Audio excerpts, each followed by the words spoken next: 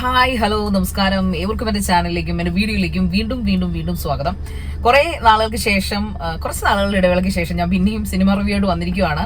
സമയക്കുറവുകൊണ്ട് സിനിമയൊന്നും കാണാൻ സമയം കിട്ടാറില്ല.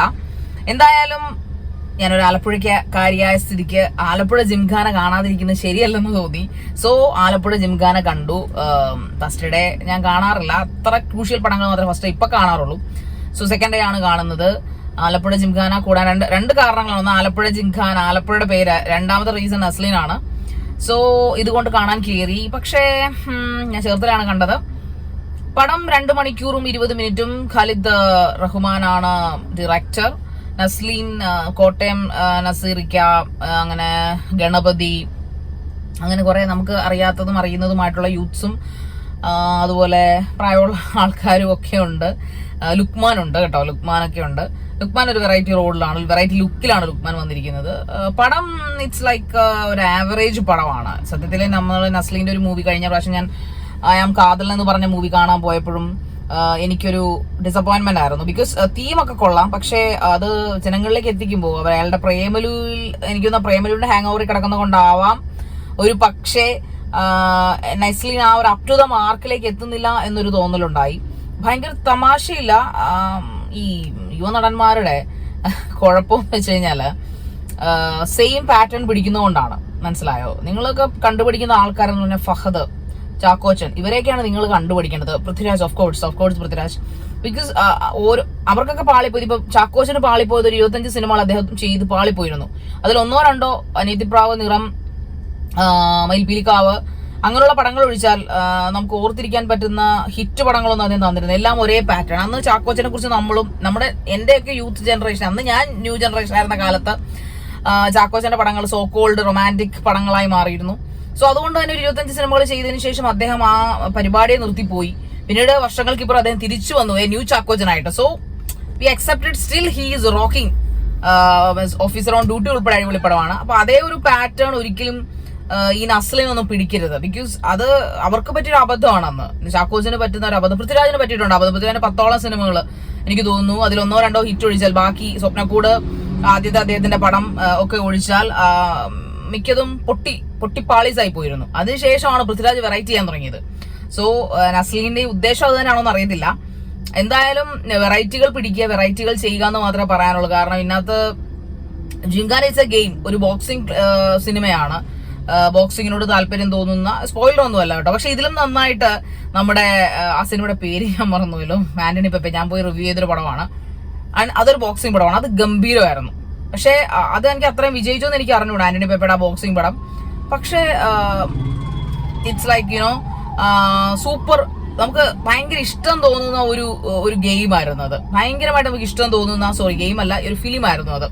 ബോക്സിങ്ങിനോട് ഇഷ്ടം തോന്നുന്ന ഒരു ഗെയിം. പക്ഷെ ഇതിനകത്ത് ഫസ്റ്റ് ഹാഫ് ഭയങ്കര ലാഗിങ് ആണ്. പ്രത്യേകിച്ച് കോമഡി ഒന്നുമില്ല. ഞാൻ ഈ നസ്ലിന്റെ റെപ്പറ്റീഷൻ പറയാൻ കാര്യം എന്ന് വെച്ചാൽ നസ്ലിൻ ആ ചളിഞ്ഞ കോമഡി അതേപോലെ തന്നെയാണ് ഓരോ പ്രാവശ്യവും. ആ ഒരു എന്താ പറയുക, ഇപ്പൊ തൃശ്ശൂർ സ്റ്റൈല്, അദ്ദേഹത്തിന് എല്ലാ സിനിമയിലും തൃശ്ശൂർ സ്റ്റൈൽ വന്നാൽ എങ്ങനെ ഇരിക്കും?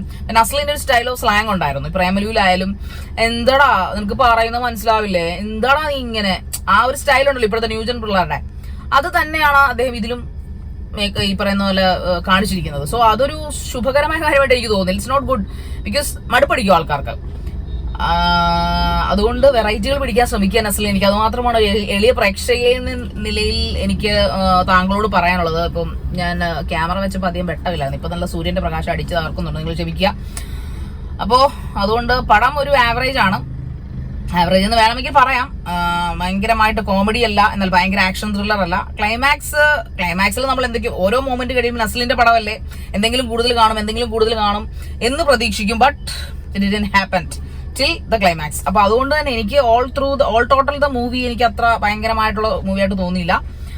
തിയേറ്ററിൽ പോയി നിങ്ങൾക്ക് വേണമെന്നവർക്ക് കാണാം, വേണ്ടവർക്ക് OTT വരുമ്പോൾ കാണാം എന്നേ എനിക്ക് പറയാൻ പറ്റുള്ളൂ. കാരണം നമ്മൾ കാശ് മുടക്കി പോയി പടം കാണുമ്പോൾ ചിലതെണ്ണമൊക്കെ ഉണ്ടേ.